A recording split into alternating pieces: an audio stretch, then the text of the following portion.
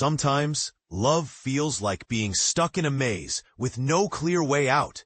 And when your partner's past keeps moving back into the picture, it can be downright suffocating. But here's where it gets controversial.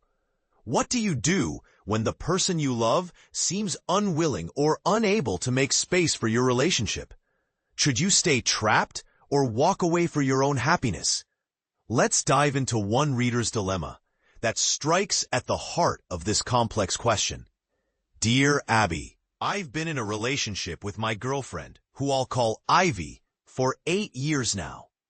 Our time together mostly happens on weekends, since she lives and works in a different town. Even though Ivy only works 3 days each week, she insists she's tied down by her responsibilities at home, caring for her daughter and managing everything there, and claims she simply can't move closer to me. What complicates things further is that several years ago, Ivy's ex-husband moved back into her house when he had a job transfer. I have made it clear that this situation makes me unhappy because I want to spend more time with her, yet she maintains her stance. She says she needs to nurture her daughter and look after the dog, making it hard for her to shift her focus. I've noticed she rarely starts making any effort in our relationship, and I'm exhausted from being the one always taking the extra step to keep us connected. I'm at a crossroads where I want to end things and move forward with my life. However, Ivy has woven herself deeply into my family circle, which makes breaking up feel like walking through quicksand. She is fully aware of the issues I have with her, but whether it's her inability or unwillingness to change, nothing has improved.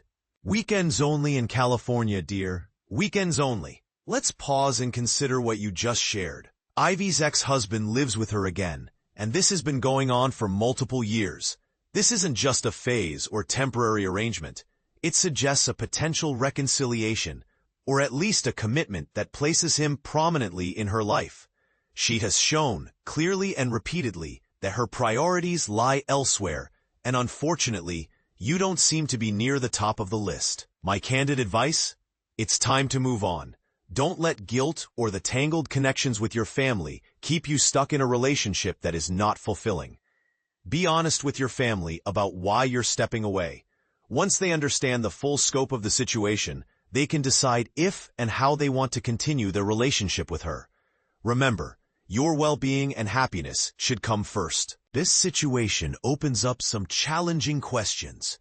Should partners always prioritize family obligations over their romantic relationships?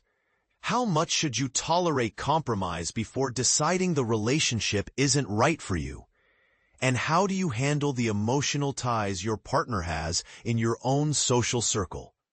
I invite everyone reading this to share their thoughts. Have you faced a similar dilemma? Do you believe Ivy is right to stay put, or should she have made more effort to prioritize her current relationship? Or is the reader being fair calling it quits? Let's have a respectful conversation in the comments below. Additional advice columns recently published include one about a neighbor who believes he's protecting local wildlife, but is actually endangering the community. Another detailing a husband's growing struggle with depression after losing his job and facing repeated rejection. A story about a woman who pays a neighbor's husband for yard work, raising suspicions about her intentions. A tale exploring whether a third chance at love can overcome obstacles like death and divorce. And a heartfelt question from a father caught between his wife and daughter, who dislike each other deeply, wanting to find peace. Dear Abby is penned by Abigail Van Buren, the pen name of Jean Phillips, continuing the legacy begun by her mother, Pauline Phillips. Readers can reach out to Dear Abby via her website or traditional mail. For those interested, there's a booklet available titled How to Write Letters for All Occasions, which you can order by mail for a modest fee covering shipping. End of reformulated advice excerpt for August 30th, 2025.